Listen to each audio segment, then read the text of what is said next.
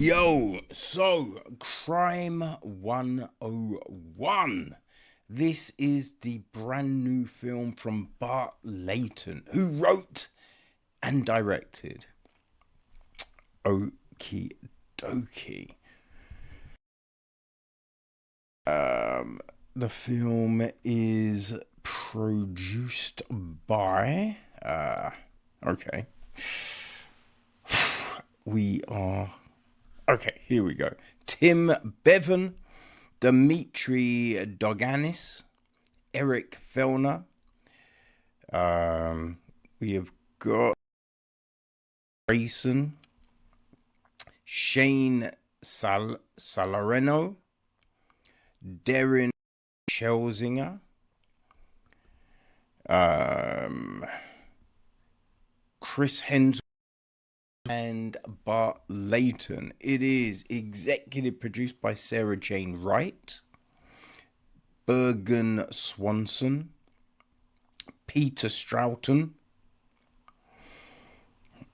We have also got Amelia Granger, Joel Feather,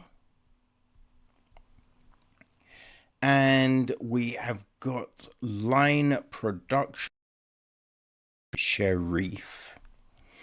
Okay, Balank Mass handles our score. We have got Eric Wilson on cinematography. All right, Julian Hart, Jacob Scholzinger. They edit the film. Okay, casting was by Avery Kaufman. Scott Dugan is production design.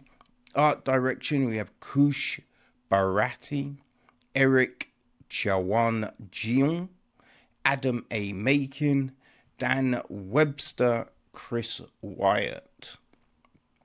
Jenny Egan is wardrobe, costumes. Who else do we have? All right, we have hair and makeup from Mandy Artusto, Gina Bananik,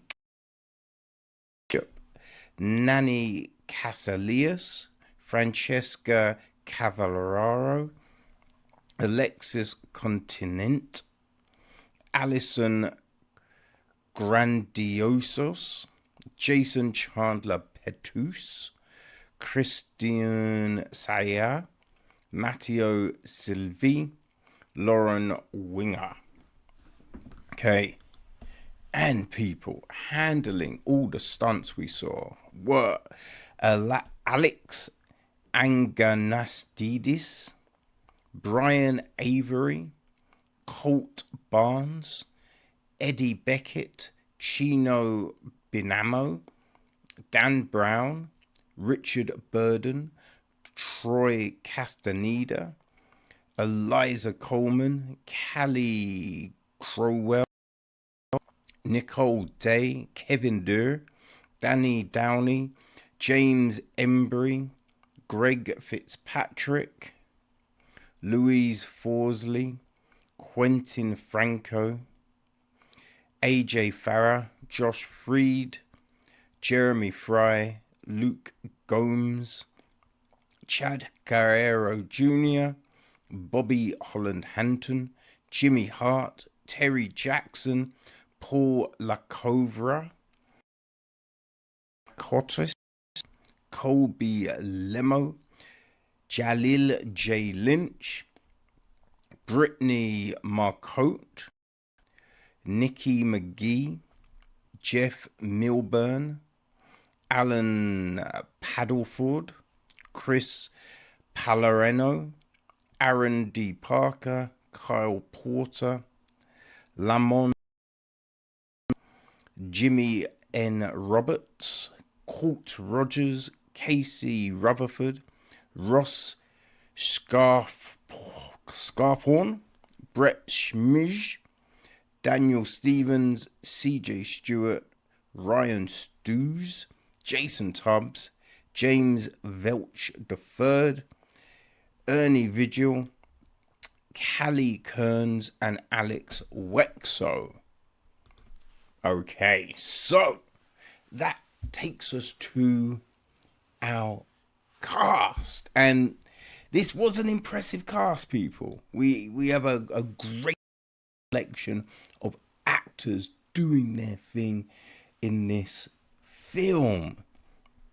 Just waiting on this webpage to load up. Boy, man, these Wi-Fi issues are the worst. You know what I mean? Okay, so Mike is played by Chris Hemsworth. We're not, for whatever reason, they're not giving full names, which is always frustrating. Here we go. Detective Lou Lubeznik, played by Mark Ruffalo. Right, we have got Nick Nolte as Money, right? So he's Mike's liaison type of fixer type of person. I maybe that's what you would call it. I think, right? Then there Sharon Colvin, played by Halle Berry, an insurance broker. Right? We have got Lou's partner, Detective Tillman, played by Corey Hawkins. There is Angie, right? Lou's wife, played by Jennifer Jason Leigh. Right? We have got Maya, played by Monica Barbaro, I think. Barry Keoghan is Orman, right? A shicey little fuck, if you know what I mean. Who else do we have? Detective Townsend, played by Drew Powell. Police Captain Stewart, played by Matthew Del Negro. There's Grant, played by John Douglas. Mark, played by Paul Adelstein. Anne, played by Deborah Headwell. Ali, played by Babak Tafiti. Payman Amadi is Sami Kassem. Right? Devon, played by Devon Bostick.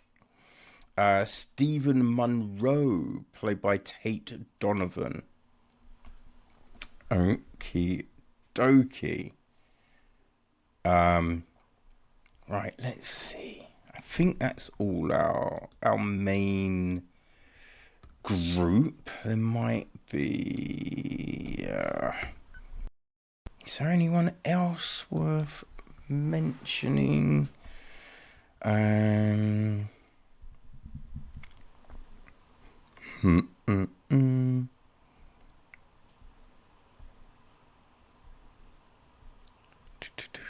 Oh, Madeline, played by Crosby Fitzgerald, right? That's the new hire. Phil, played by Patrick Mulvey.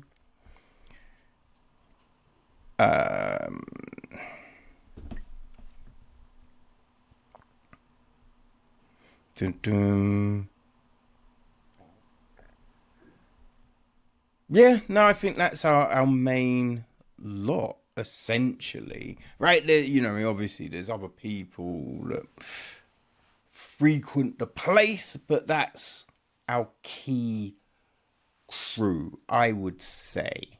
Right? That is the thing. It's about.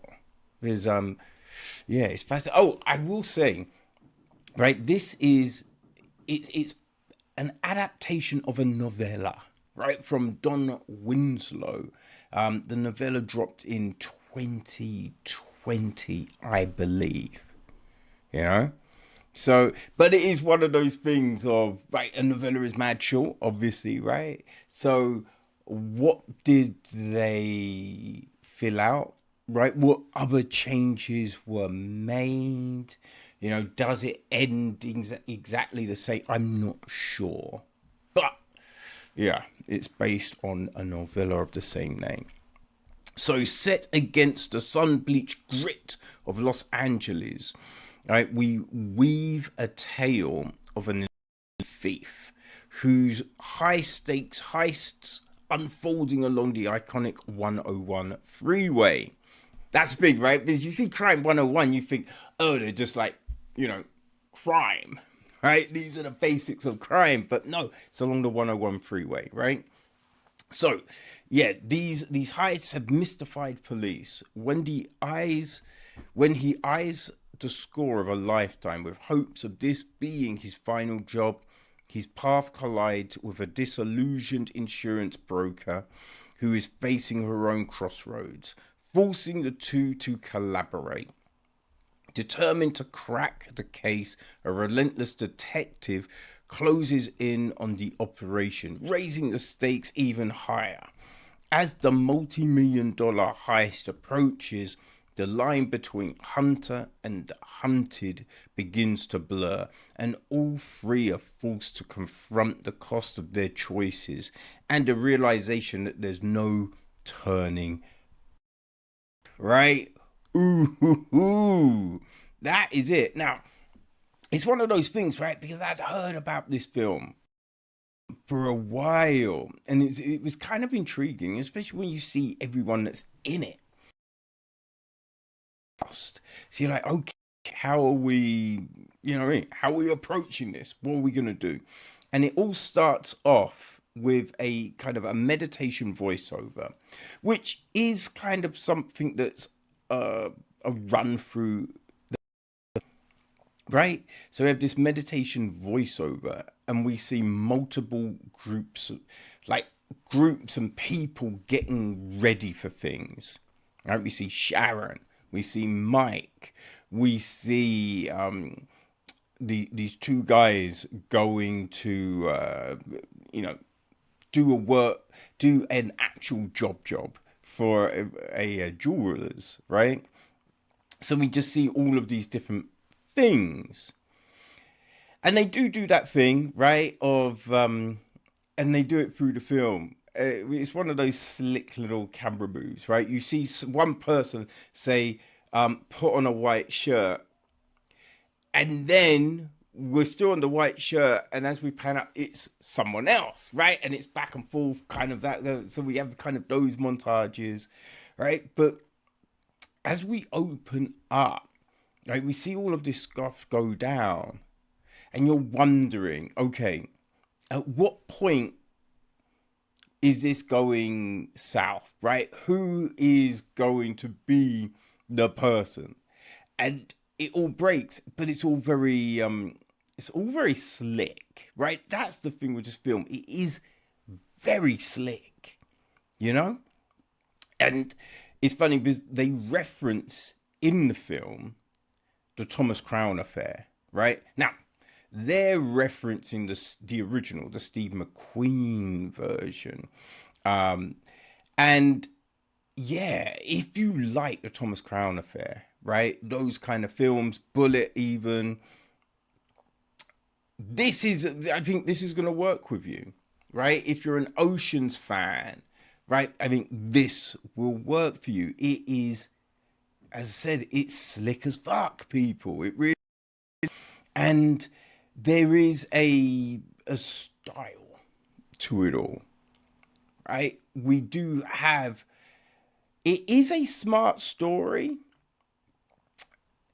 and it's not a smart story, right? It's a smart story, right? And especially, there are a few little things that they do that kind of make you go, okay, I wasn't quite sure how you were gonna get around that, but that's interesting. But there are some things that they do, and you're just like, yeah, that doesn't make any sense, really, right? Things like we got Lou doing yoga, Okay. So we've established at this point Lou is out of shape, right? His health could be better. So he goes to, we see him at this yoga class. And yo, if you've never done yoga, yoga's great. Pilates is awesome. I love Pilates. I think I prefer Pilates slightly, right? But the first time you do it, if you've never done it, and even if you are really fit and you've done other things, right? I was doing kickboxing, judo, just all of these things. First time I did fucking yoga, I was like, yo, because you're using muscles you've never used before, right? Or used in this way. So you really will build up a sweat, and he's hardly sweating. You know what I mean? He's made it through the whole class. He ain't making it through the whole fucking class, right? So that was kind of goofy. So we have goofy things like that, but not many of them. But then there are these pieces of the story that I think if you're like, listen, if you're just watching it engrossed and you're just like, yes, you're there for the ride, I don't think you're necessarily going to pick up on a lot of these little things. But there are certain things, like Mike, super smart, right? Super smart. The way he's pulling off all of these heists, the planning, just all of that. Now, he's got a couple of people helping him, but he's working all of this shit out. So he's super smart. But there's certain things where you're just like, hold on. Once you realize this, are you really telling us that you're not then going to go, oh, I need to check that, and that, right? It is that. You're just like, nah, man, it had to have gone and looked into all of that stuff. You know what I mean? There's no way you're going to make that realization and then just leave these things in the wind. That's like bonkers. There's a bit with a character who's wearing a bike helmet. And listen, maybe it makes sense, right? But if you're wearing a helmet as part of a disguise, right? A part of a thing where people can't see you, cameras can't get on you, why would you then throw up the visor so then people can see your eyes, right? Now, we've heard about many cases being solved just through, oh, yeah, the eyes, right? There's that. But also, that's the only flesh that we're seeing. So until he raises the visor, anyone seeing him, they don't know what race he is. You know what I'm saying? So you'd be like, I mean, he sounded like this, but I don't know. You know what I mean? Like, so yeah, why are you throwing up the visor? Now, if it's to try and get the sound out better, wouldn't you just lift it up slightly, right? So you still can't see anything. So there's certain little things where you're just like, like, would that be?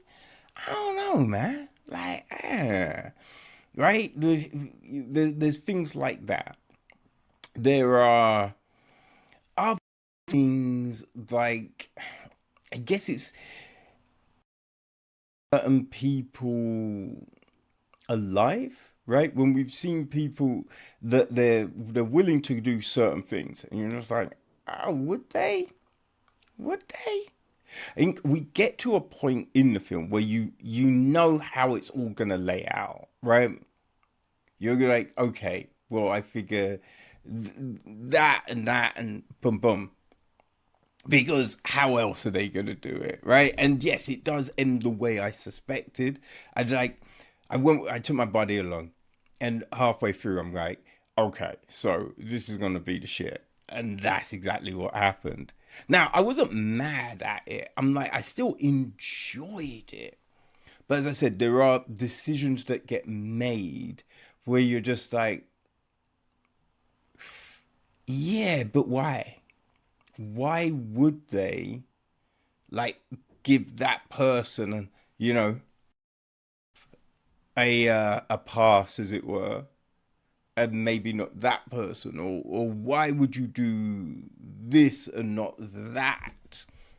Right? There's a bit when someone gets shot, which is mad convenient when you consider the angles and everything like that. You're like, okay, really? Huh.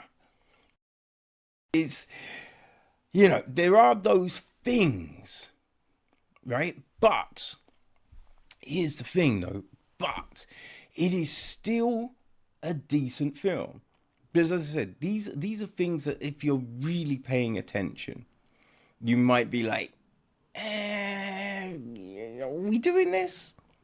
Right? But if you were just, boom, in the film, you're not overthinking it or anything like that, right? Because I'm going to review the film, so I'm paying mad attention. But if you're just there to soak all of this shit in, it's a slick story, right? It's something that works. We have very good performances. We have very good, like Halle Berry is always just outstanding. Chris Hemsworth plays this character, and you do see within the character that it does feel like there is this weight, this regret, this need to kind of fill this void that his past has left in him, right? We get that from him, right? The other insurance brokers, they are all, right? They do a good job of playing some, like, just fucking,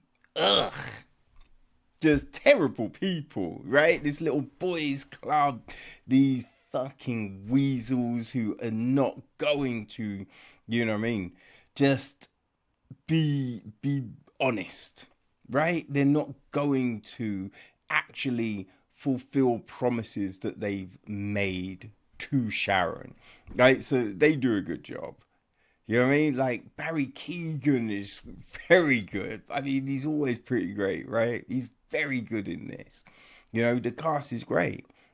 Oh, there is a bit when Sharon's boss, right, he's trying to, like, take a dig at her over her age and the fact that, yeah, all the clients know that you're this age. And you're just like, okay, what are we doing?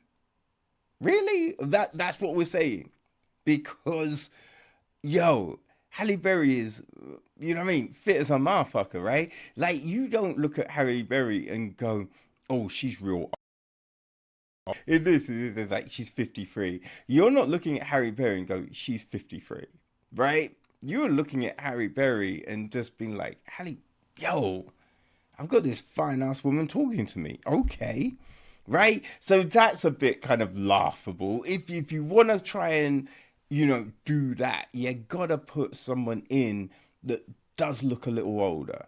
Right? Not saying you know, put a granny in there, but, like, you know what I mean? It's like when Renée Zellweger is Bridget Jones, and we're all meant to think, oh yeah, she's so big, and you're just like, wait, what are we doing here?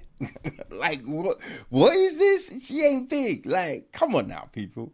So yeah, that was a silly moment, another one of those. But yeah, all in all, this is well worth watching, right? I preferred this to, you know, the Ocean's film. I little caper.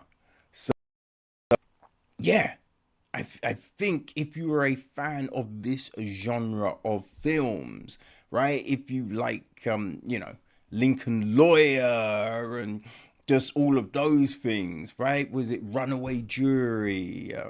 There was it Jury Number 2 or Jury Number 1? I feel it's Jury Number 2, right? So that last year, like, if those are your kind of films, and as I said, if you enjoyed any of the iterations of the Thomas Crown Affair, then Crime 101 is most definitely the joint for you people. So enjoy.